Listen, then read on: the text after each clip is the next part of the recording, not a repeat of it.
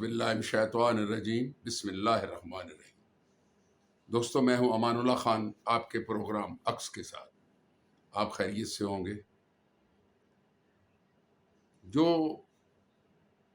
Emergency में जो इतलात आ रही हैं कच्चे और पक्के के इलाके से, देखिए, कच्चे के और पक्के का इलाका असल में जो था वो सिंध के 200 किलोमीटर में जो इलाका आता था वो कच्चा और पक्का हुआ करता था।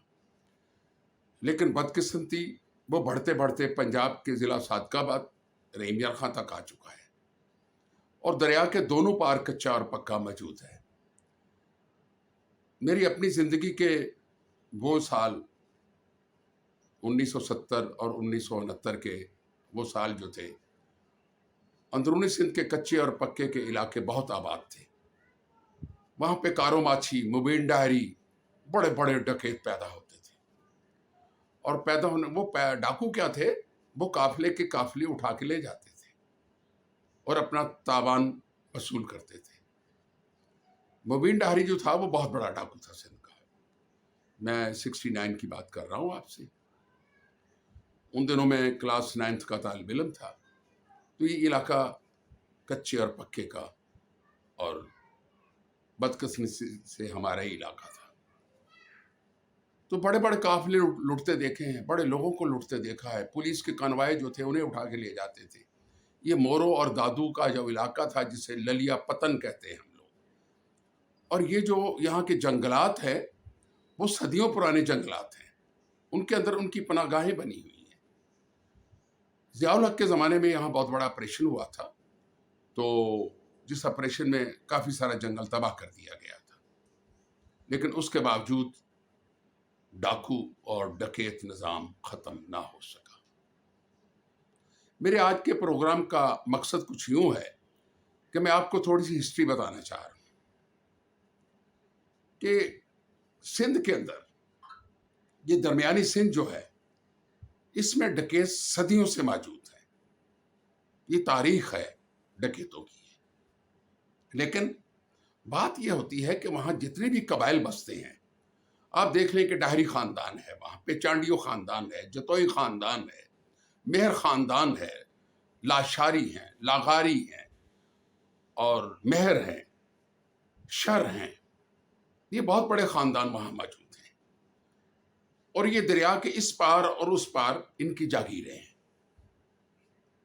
आप देखें कि आखिर ये जो डाकू या डकैत पैदा होते हैं, जो सौों और हज़ारों की तादाद में बढ़ जाते हैं, इनका खाना पीना, इनका रहन सहन, इनको जदीद असला और जदीद असले को चलाने की तरबियत कौन लोग देते हैं, कहाँ से आती है? आप इस सवाल को तनकीद न समझिएगा, ये हकीकत है जो आज मैं बयान करने लगा हूँ। अगर सिंध की वडेरा शाही और जगीरदाराना निज़ाम जो इस टाइम बहुत मजबूत है, अगर वो चाहे तो दरिया के इस पार और उस पार कभी एक डकैती ना हो। ये मैं इल्ज़ाम नहीं लगा रहा, ये हकीकत है। अगर वो वडेरा जिसकी जागीर दरियाए सिंध के साथ लगती है वो वहाँ किसी को रास्ता न दे, रहने की जगह न दे, तो कौन वहाँ पर डकैत पैदा होंगे? किन की तरबियत होगी? कौन लोग होंगे? कहाँ से आएंगे? नहीं आ सकते। इस हकीकत को बयान करने के लिए कोई तैयार नहीं है कि वहाँ पर सदियों से पुलिस अदारे अपनी कोशिश करते हैं, लेकिन डकैती का निज़ाम ख़त्म नहीं हो सका। डकैत निज़ाम पाकिस्तान की इस्टेब्लिशमेंट और हुकूमत के अपोजिट एक बहुत बड़ा निज़ाम है जिसको ख़त्म करने की ज़रूरत सदा महसूस की गई है, लेकिन ख़त्म नहीं हो सका। और उसकी कुछ हकीकतें हैं और हकीकतों को बयान करना लोगों के लिए बहुत मुश्किल हो चुका है। आप मुझे इतना बता दें कि चांडियो ख़ानदान जो दरियाए सिंध पे आबाद है उनमें बहुत सारे डकैत पैदा हुए। कभी चांडियों को किसी सरदार को अगवा किया गया? चांडियों की ज़मीन पे कब्जा हुआ? चांडियो ख़ानदान को कभी कोई नुकसान हुआ? नहीं हुआ। अगर यही मैं कहूँ कि डाहरी ख़ानदान में अगर कोई डकैत पैदा हुए हैं तो डाहरियों के सरदार सरदार मोहम्मद डाहरी और उसके बाद उनकी औलादें मौजूद हैं। इब्राहिम से लेके जान मोहम्मद से लेके सब लोग اس خطے میں موجود ہیں، لیکن کبھی ان کو نقصان ہوا؟ ان ڈکیتوں نے ان کا نقصان کیا؟ نہیں کیا۔ اسی طرح مہر خاندان آباد ہے وہاں پہ، کیا ان کا کبھی نقصان ہوا؟ نہیں ہوا۔ شر خاندان موجود ہے، کبھی شروں کا ذاتی نقصان ہوا؟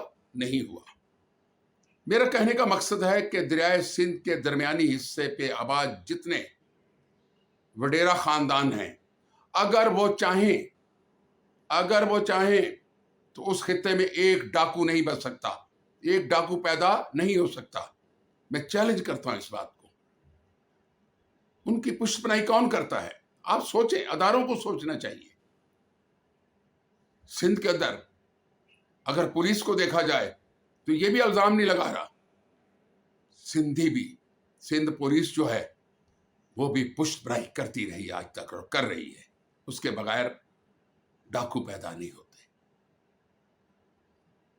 پرو چانڈیو ایک ڈاکو تھا جس نے پوری سندھ کی پولیس اور اداروں کو نچا رکھا تھا۔ اس کا انجام کیا ہوا اور اس نے لوگوں اور پولیس کا انجام کیا کیا، وہ بھی ایک تاریخ ہے سندھ کی۔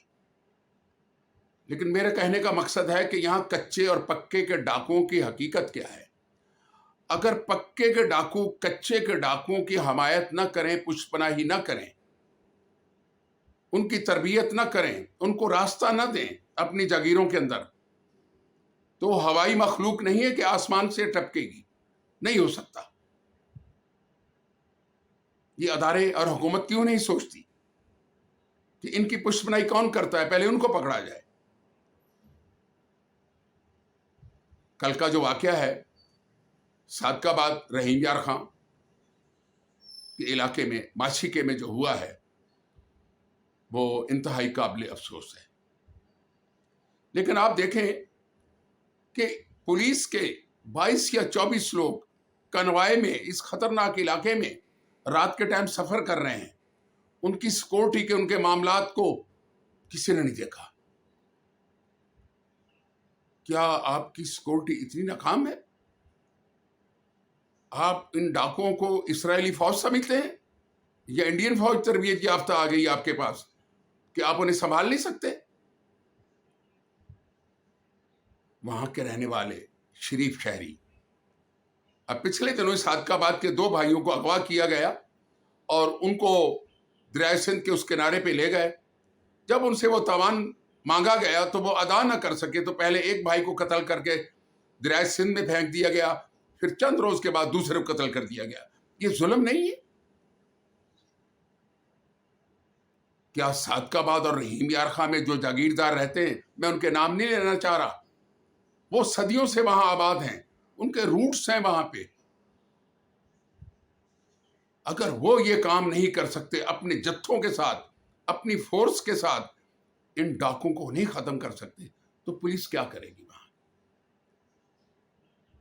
لیکن کل کے افسوسناک واقعے سے جو چیز سامنے آئی ہے، ہماری حکومتیں بہت کمزور ہیں، اور حکومتوں میں بیٹھے ہوئے جاگیردار، سرمایہ دار، تمندار، یہ بدماش قسم کے لوگ جو ان کے سپورٹر ہیں، جب تک ان کا حساب نہیں ہوتا ڈکیت سسٹم ختم نہیں ہو سکتا۔ اب کل جو ہوا ہے، 22 لوگ پولیس کے نوجوان جو 2 گاڑیوں میں آ رہے تھے، ان ظالموں نے میزائل مارے اور فائرنگ کی ان پہ۔ یہ میزائل کہاں سے آتے ہیں؟ اسرائیل سے آ رہے ہیں یا انڈیا سے آ رہے ہیں؟ یہ حکومت وقت کو بھی سوچنا چاہیے کہ اتنا جدید اسلحہ ڈاکوؤں کے پاس کہاں سے آتا ہے؟ یہ حکومت کا نظام، سیکورٹی کا نظام اتنا ہی کمزور ہے کہ دنیا بھر سے جو اٹھے ہمارے ملک میں آئے، اسلحہ چلائے اور چلا جائے۔